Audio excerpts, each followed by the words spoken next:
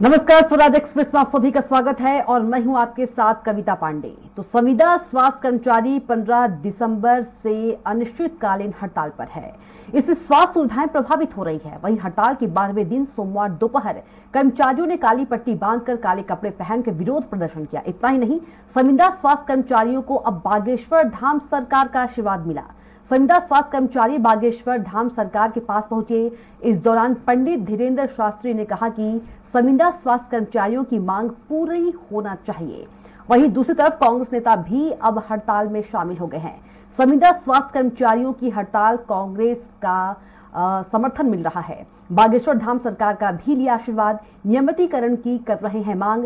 हड़ताल से चरमरा रही स्वास्थ्य सेवाएं। हड़ताल जी इतनी आप सबको समझ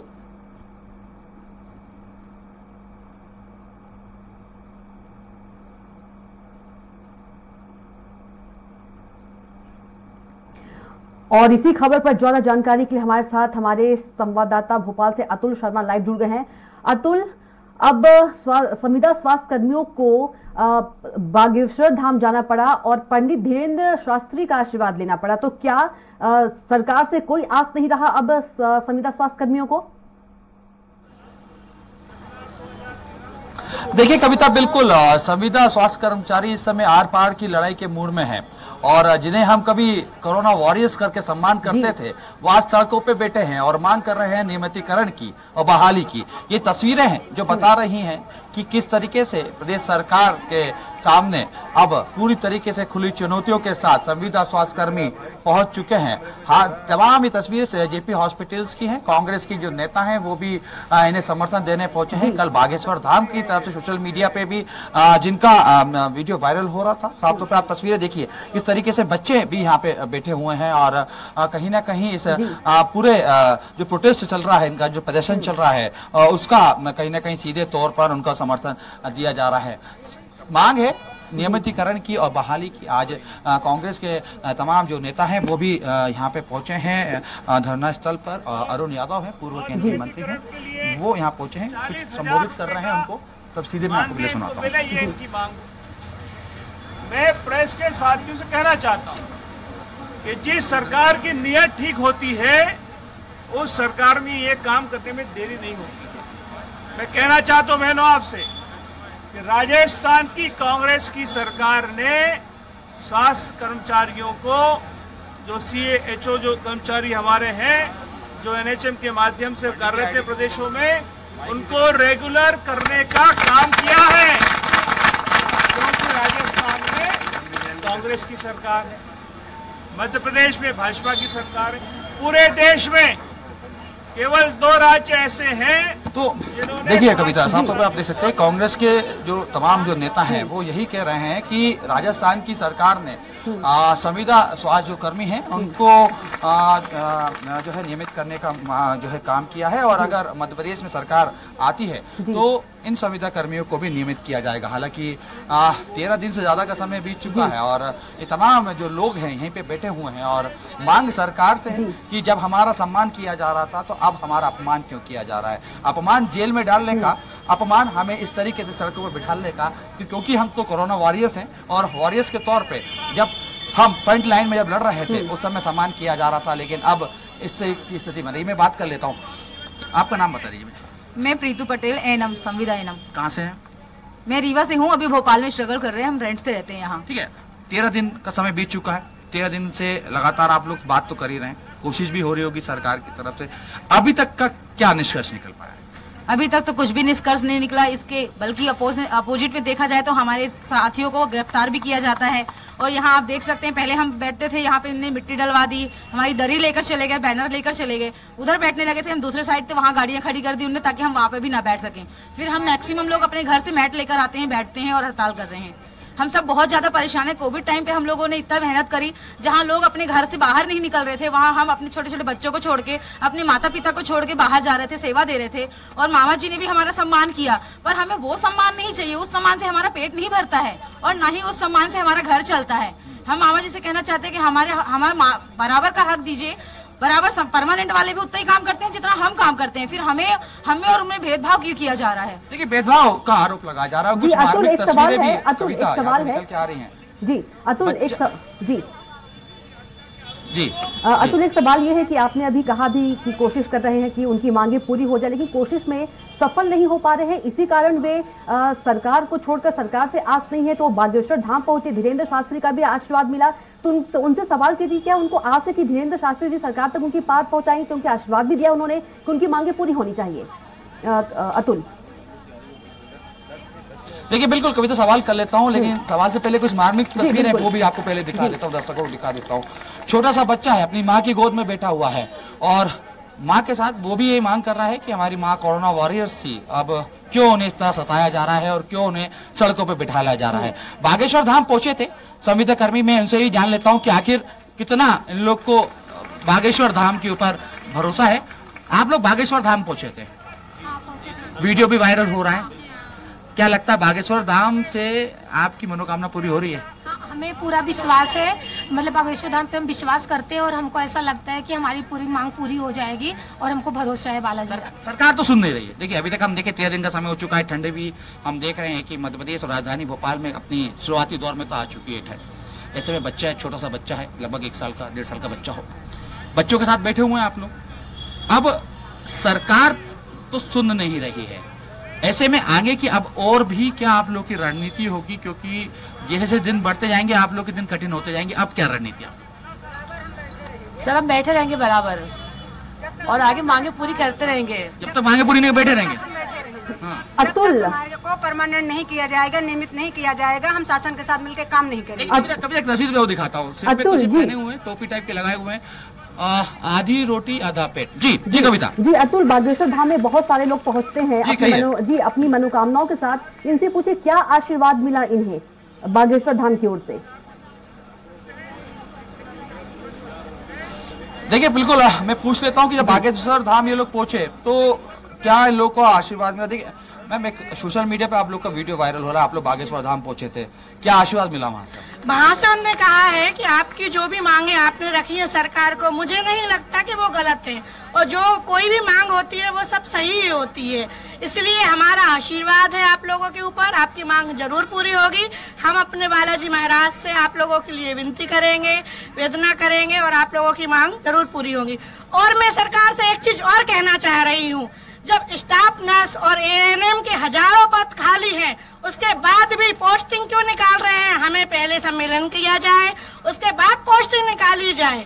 और दूसरी चीज, जब घंटा बजाने वाला मंत्री बन सकता है, चाय बेचने वाला मंत्री बन सकता है, तो हम तो डिग्री डिप्लोमा लेके खड़े हैं 4-4, 5-5 साल से और सरकार के लिए सेवा भी दे रहे हैं। और मोदी जी बोलते सबका साथ सबका विकास, कहाँ है सबका साथ सबका विकास? कहाँ दिख रहा है? मैं मोदी जी से ही जानना चाह रही हूँ, ये विकास हम लोगों के लिए विकास नहीं है क्या? हम लोग छोटे बच्चे हैं, हम लोगों की ओवर एज हो गई है, हम लोग कोई फॉर्म भी नहीं डाल सकते। नहीं मैम, देखिए इसके साथ हमें लेकिन कुछ और भी तो समझना होगा। आज हमने देखा कि पूरे देश में आज मॉक ड्रिल भी हुई, ऑक्सीजन प्लांटों के भी निरीक्षण किया गया। कहा भी ये भी जा रहा है कि अब देश में एक बार फिर से खतरा मंडराने लगा है, कोविड का नया वेरिएंट है जो दस्तक दे सकता है। ऐसे में आप लोग की हड़ताल और सरकार की जिद, इसके बीच में एक कौम पिस रही है जिसे आम जनता कहते हैं।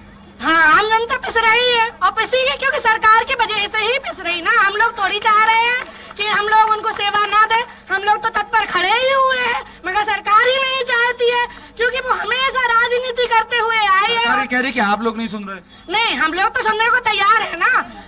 कई सालों से हम लोगों को आश्वासन दिया जा रहा है। क्यों दिया जा रहा है आश्वासन? अभी 2018 में कोविड आने से पहले भी हम लोगों ने 42 दिन की हड़ताल की थी, उसके बाद भी इनका अभी तक वो नहीं बनता। बोल रहे हैं अभी तक नीति बन रही है, कार्य हो रहा है।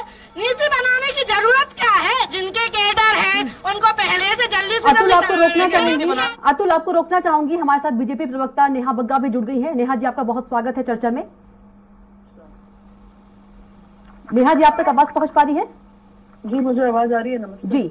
नेहा जी, सवाल ये है कि सभी को पता है, आप भी देख रहे हैं कि 12 दिन हो गए हैं संविदा स्वास्थ्यकर्मी हड़ताल पर बैठे हैं और सुनने वाला कोई नहीं है, और अब इनको सहारा लेना पड़ रहा है बागेश्वर धाम का। किस तरह से देखती है, एक संत का सहारा लेना पड़ रहा है? थोड़ा सा मैं इसमें आपको करेक्ट कर दूं कि इनको सुनने वाला कोई नहीं है, ऐसा नहीं। आप भी जानते हैं कि प्रभुराम चौधरी जी स्वयं इनके बीच में पहुंचे थे जी। और दूसरी बात ये है कि जो मांगे आई हैं संविदा कर्मचारियों की, उसको सरकार के पास पहुंची है और निश्चित तौर पर इनके साथ बातचीत करके इनकी जो मांगे हैं उस पर सुनवाई की जाएगी। पर जिस तरीके से एक शांतिपूर्वक कब सुनवाई की जाएगी, मैं आपको बता रही हूँ। अभी आपके ही चैनल पे ओपनिंग रिमार्क्स में पीछे से जो 22 की मुझे आवाज सुनाई दे रही थी, उसमें कहा उन्होंने कि कोविड से पहले इन्होंने हड़ताल की थी, तो उस समय कांग्रेस की सरकार थी। और आपको पता है कि कोविड के बाद जो है मानदेय बढ़ाने का काम अगर किसी ने किया है तो भारतीय जनता पार्टी की सरकार ने किया है। आज अगर 35-40 हजार रुपए जो है इनको मिलते हैं तो वो किसकी सरकार के दौरान? तो सीधा आरोप नेहा जी के मिश्रा माफ करिएगा कांग्रेस पर है।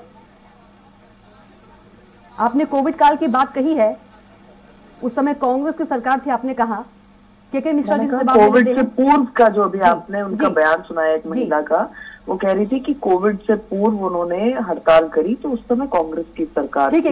और कोविड के समय भारतीय जनता पार्टी ने मानदेय बढ़ाने का काम किया है कोविड के बाद में, और आज जो उनका मानदेय बढ़ के जो उनको पैसा मिल रहा है वो भारतीय जनता पार्टी की सरकार के दौरान हुआ है।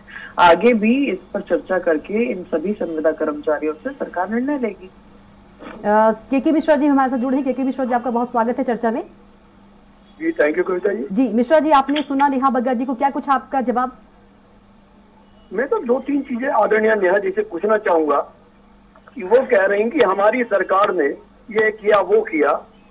आपकी सरकार आने के पहले आप कमलनाथ जी की सरकार का जिक्र कर रही थी, तो जब कोरोना ने प्रवेश किया तब आपकी सरकार, जिसमें तत्कालीन स्वास्थ्य मंत्री भी कायम थे, वे बेंगलुरु में सरकार खरीदी हुई सरकार को काबिज करने के लिए स्वास्थ्य की चिंताएं छोड़कर स्वास्थ्य मंत्री वहां मौजूद थे। नंबर 1, माननीय मुख्यमंत्री जी खुद कहते थे कि कोरोना कुछ नहीं, सिर्फ सर्दी खांसी है। नंबर 2, जब हमारी सरकार को आप गिराने में लगे तब आप नहीं कह रहे कि हमने आपकी सरकार गिराई, ये बात करें कि हमारी सरकार ने स्वास्थ्य कर्मियों की सेवाएं की हैं।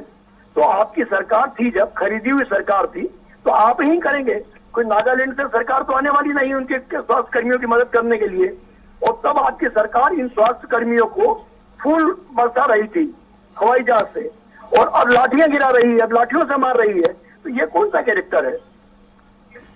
नेहा जी, देखिए के मिश्रा जी बहुत विद्वान हैं, बहुत वरिष्ठ हैं, और उन्होंने अपने 15 महीने की सरकार को देखा है।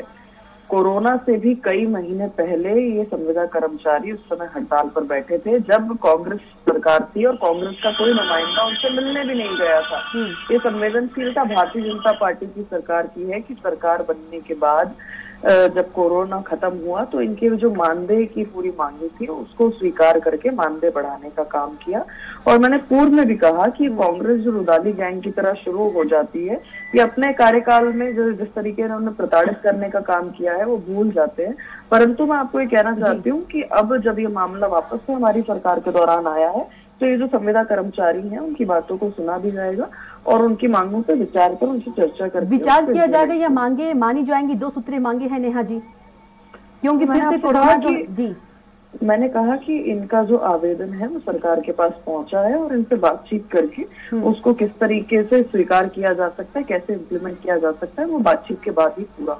जी बिल्कुल। के मिश्रा जी, जो संविदा स्वास्थ्य कर्मी हैं उनका सरकार के ऊपर से शायद विश्वास उठ गया है, इसलिए वो बागेश्वर धाम गए हैं अपनी मनोकामनाएं पूर्ण करवाने के लिए। तो क्या कुछ कहेंगे आप इस पर? देखिए, उन्हें अपनी नौकरी की तलाश है, वे जिस भी धर्म स्थल पर जाना चाहें वो जा सकते हैं जहां उनकी आस्थाएं हैं, मगर पहली आस्थाएं और राजनीतिक धर्म मौजूदा सरकार का है। यदि सरकार ही उनकी बात कर ले, माननीय स्वास्थ्य मंत्री से मिलने नहीं दे रही सरकार, उन पर केस लगा दिए, जेलों में ठूस दिया, पहले फूल बरसाया, रस्सी बांधकर जेलों में ले जा रहे हैं, तो ये कौन सा धर्म है? और नेहा जी जो कह रही कमलनाथ जी की सरकार का, नेहा जी मैं बड़े प्रार्थना करना चाहूंगा आपसे कि लॉकडाउन शिवराज सिंह जी ने लगाया, सरकार एक खरीदी हुई सरकार के मुख्यमंत्री बनने के बाद खाली ताली आप लोगों ने पिटवाई कि कोरोना इससे दूर होगा, दीपक आपने जलवाए कि उससे कोरोना दूर होगा। तो आप तो 2.5 लाख जो मध्य प्रदेश में मौतें हुई उसकी भी जिम्मेदार है, ये आपकी सरकार जिम्मेदार है। आप बच नहीं सकती हैं कमलनाथ जी का नाम लेकर। नेहा जी। ठीक है मिश्रा जी, भारतीय जनता पार्टी का प्रत्येक व्यक्ति बहुत जिम्मेदारी से हर चीज का जवाब देता है और मैं भी उसमें से एक प्रवक्ता के नाते छोटी कार्यकर्ता हूँ। मैंने जो कहा, आप ये बताइए कि कोरोना से कई महीने पहले ये 45 दिन के लिए हड़ताल पर बैठे थे, आपके यहाँ से कौन गया था? आप जिस तरीके का अपना मैनिफेस्टो लेकर आए थे वचन पत्र में, जो इनकी मानदेय की मांगे थी वो 15 माह में पूरी क्यों नहीं हुई थी? बिल्कुल, हम तो तरीके से आप तो 15 माह में जन्नत दिखाने की बात कर रही हैं। तो मैं आपको स्पष्ट कर दूं कि मानदेय कोरोना के बाद बढ़ाने का काम भारतीय जनता पार्टी की सरकार ने किया है। आज जो वेतन पा रहे हैं वो भारतीय जनता पार्टी ने बढ़ा के की, कांग्रेस सिर्फ झूठे वचन पत्र के बाद एहसान किया क्या? सरकार की मॉरल ड्यूटी है, सरकार की मॉरल ड्यूटी है कर्मचारियों के हितों की रक्षा करना। समय नदारत थे, पर आज जब भारतीय जनता पार्टी की सरकार है तो उनकी मांगे जो पहुंची हैं उस पर सोचा भी जाएगा, उस पर चर्चा भी की जाएगी और निश्चित तौर पर कांग्रेस झूठे वचन पत्र को लेकर 18 साल मेरी बात सुनिए। नेहा जी मेरा निवेदन सुनिएगा। के दर्द नहीं है, आप अतिथि शिक्षकों को याद करिए, वो तो सिर मुंडवा कर बैठे थे। हाँ, जिन्हें आपने लाठियों से पिटवाया था अतिथि शिक्षकों को, पर मध्य प्रदेश आपने आपकी सरकार ने उन्हीं अतिथि शिक्षकों को लाठियां पिटवाई करती है और इसीलिए उनकी जो मांगे हैं उनको स्वीकार भी करती है और उसको इम्प्लीमेंट भी करती है, ना केवल सिर्फ मैनिफेस्टो में दिखाकर वोट देने। सिर्फ घोषणाओं में। तो ये बहुत स्पष्ट दिखा रहा है कि कथनी किसकी थी और करनी किसकी है। तो ये बहुत सिर्फ घोषणाओं में, यहाँ पर केवल रोटियां सेकने के लिए कांग्रेस पार्टी आगे आ जाती है, पर जहाँ पर इम्प्लीमेंटेशन की बात आती है, आटा भी छीन रही हैं आप, रोटी कम से कम रोटी तो सेक रहे हैं हम लोग। विवाह निकाह का पैसा हो, चाहे बेरोजगारी भत्ता हो या फिर युवाओं को नौकरी देने की बात, तो कांग्रेस केवल झूठा वचन पत्र लेकर आई थी, इसमें से कुछ भी पूर्ण करके नहीं दिखाया। मैं तो पूछ लेती हूँ कि आप मुझे बताइए कि आपने कितना आप तो किसानों की कर्ज माफी भी स्वीकार नहीं करती है संविदा कर्मचारियों का। आप मुझे बताइए कि कितने अस्थायी शिक्षकों को आपने स्थायी करने का काम किया था। अगर आज जिस तरीके से लगातार भर्तियां हो रही हैं भारतीय जनता पार्टी की सरकार में, स्पष्ट दिखा रहा है कि केवल और केवल अगर सभी को साथ लेकर चल सकती है तो वो केवल भारतीय जनता पार्टी। जी के मिश्रा जी, देखिए, आप अतिथि शिक्षकों की दुहाई दे रही हैं। अतिथि शिक्षकों को लाठियों से आपने पीटा है, गर्भवती महिलाओं तक को जेल भेजा है, 8-8 किलोमीटर दूर आपकी पुलिस छोड़ के आई है। नंबर 1, संविदा शिक्षकों की नियुक्ति कमलनाथ जी की सरकार के टाइम पर हुई थी। आप 15 महीने को बार बार गीत गाती हैं, या आपकी पार्टी गीत गाती है, 15 महीने में सीधे आप स्वर्ग दिखाएंगी। आपकी सरकार ने कंगाल मध्य प्रदेश छोड़ा था, उसके बाद हमारी सरकार ने जितने वादे किए, आप तो किसानों की कर्ज मुक्ति को भी नहीं मान रही हैं। मुख्यमंत्री कभी कहते हैं कि 7,000 करोड़ कर्जा माफ हुआ, पिछले सत्र में बोली आपकी सरकार 110 करोड़ कर्जा माफ हुआ किसानों का, 27 लाख किसानों का। बाहर आकर आपकी सरकार कह देती है 1 पैसा भी कर्जा नहीं माफ हुआ। आपके मुख्यमंत्री जी के परिवार का कर्जा माफ हुआ, कृषि मंत्री जी के परिवार का कर्जा माफ हुआ। कितना झूठ बोलेगी आपकी पार्टी। ठीक है, मुद्दे पे आते हैं। नेहा बग्गा जी, मेरा सवाल यही है कि जो संविदा स्वास्थ्य कर्मी पूरे प्रदेश में बैठे हैं, उनकी मांग है कि जब तक हमारी मांगे पूरी नहीं होंगी तब तक हम अनिश्चितकालीन हड़ताल पर बैठेंगे। कैसे इन्हें वापस ड्यूटी पर लगवाएंगी? क्योंकि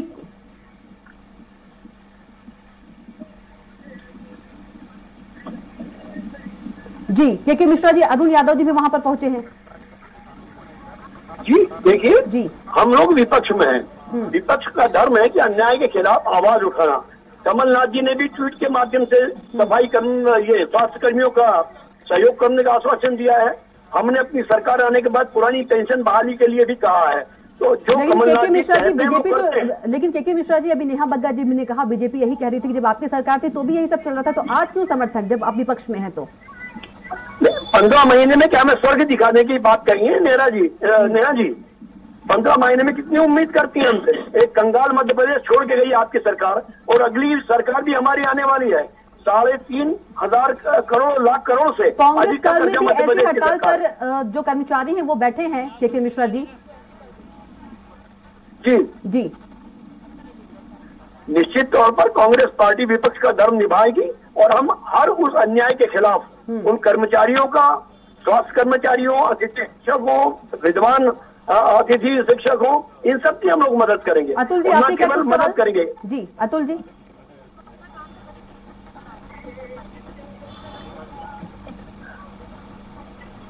अतुल जी आप तक आवाज पहुंच पा रही है? जी कविता जी जी अतुल जी, आपने सुना के मिश्रा जी हमारे साथ मौजूद हैं और नेहा बग्गा जी ने भी, नेहा बग्गा जी भी, क्या कुछ आपकी प्रतिक्रिया?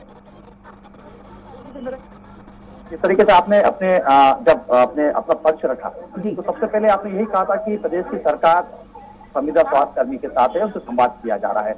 आपने कोट किया था स्वास्थ्य मंत्री प्रभुराम चौधरी को, आपने भी कहा कि उनसे मिलने जेपी हॉस्पिटल के लिए आए। सबसे महत्वपूर्ण बात यह थी कि जब स्वास्थ्य मंत्री जेपी हॉस्पिटल पहुंचे थे तो निरीक्षण करने पहुंचे थे, इत्तेफाकन बीच में उन्होंने संविदा स्वास्थ्य कर्मियों ने उनको घेरने की कोशिश करी, जिसके बाद सबसे बड़ा जो मामला सामने निकल के आया था वो ये आया था कि उन स्वास्थ्य कर्मियों को जिनको हम कोरोना वॉरियर्स कह रहे थे, आप और हम लोग सब सम्मान कर रहे थे, उनके हाथों में हथकड़ी लगाई और उनको रस्सी से बांध के थाने तक ले जाया गया। क्या आपको लग रहा है कि इस दिन को काला दिवस के रूप में नहीं देखा जाए, या आपको ये लग रहा है कि जिस तरीके से आप लोग दावे कर रहे हैं कि संविदा कर्मियों के साथ आप लोग हैं, बीजेपी की सरकार है, तो क्या ये जो तस्वीरें निकल के आई थी वो लोकतंत्र के लिए ठीक थी?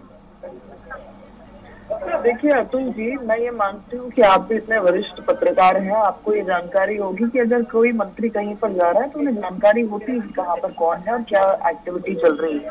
उसके बावजूद वो वहां पर गए केवल उनकी बात सुनने के लिए, वहां पर उनके समक्ष खड़े हुए। पर जो एक आपका अधिकार है कि आप वहां पे इस तरीके से प्रोटेस्ट करें, लोकतंत्र ने अधिकार दिया है, पर उसको हिंसक तरीका बना लें, उसको अटैकिंग का तरीका बना ले, मुझे लगता है कि ये कानून हमें जो है उसकी इजाजत नहीं देता है। जो शांतिपूर्वक प्रदर्शन होना चाहिए था उसकी एक प्रक्रिया है, और इस तरीके से मंत्री के ऊपर हमला करना, गाड़ी का घेराव करना, उसके तहत अगर पुलिस ने कोई कार्रवाई की है तो ये एक लीगल सिस्टम का हिस्सा है और मुझे लगता है कि उसको लीगली चलने दिया जाए तो ज्यादा अच्छा है, क्योंकि उन्होंने अपनी जी आप अपनी बात रख लीजिए। एक बात ये, और दूसरी बात ये है कि मैंने पूर्व में भी कहा कि मानदेय कोरोना के बाद बढ़ाया किसने है, मुझे बताइए ना। मानदेय बढ़ाने का काम भारतीय जनता पार्टी की सरकार ने किया है। क्या 15 महीने की सरकार में अभी कह रहे हैं कि पैसा नहीं था, कंगाल मध्य प्रदेश, तो ये क्या स्वप्न 15 महीने के बाद आया जब सरकार चली गई? जिस तरीके से हर वर्ग को कांग्रेस पार्टी ने ठगने का काम किया, तो ये केवल संविदा कर्मचारियों का दर्द नहीं है, बल्कि ये दर्द उन सब युवाओं का है जिनको बेरोजगारी भत्ता देने की बात की थी। बच्चों के तो विवाह निकाह हो गए, उनके बच्चे पैदा हो गए, उसके बावजूद कांग्रेस पार्टी को 51,000 रुपए नहीं दे पाई। तो ये एक वर्ग के साथ छलावा कांग्रेस ने नहीं किया है, हर वर्ग को अलग अलग सपने दिखाए, उनको झूठे वादों में उलझाने का काम किया। पर मैंने पूर्व में कहा, फिर से दोहरा देती हूँ कि संविदा कर्मचारियों की जो मांग है वो सरकार के पास पहुंची है। निश्चित तौर पर इनसे बात कर उसकी समीक्षा कर उस पर चर्चा करने के बाद उस पर निर्णय लिया जाएगा। नेहा जी आपका बहुत बहुत धन्यवाद। के मिश्रा जी आपका भी बहुत बहुत धन्यवाद हमारे साथ जुड़ने के लिए, और अतुल आपका भी बहुत धन्यवाद तमाम जानकारी के लिए।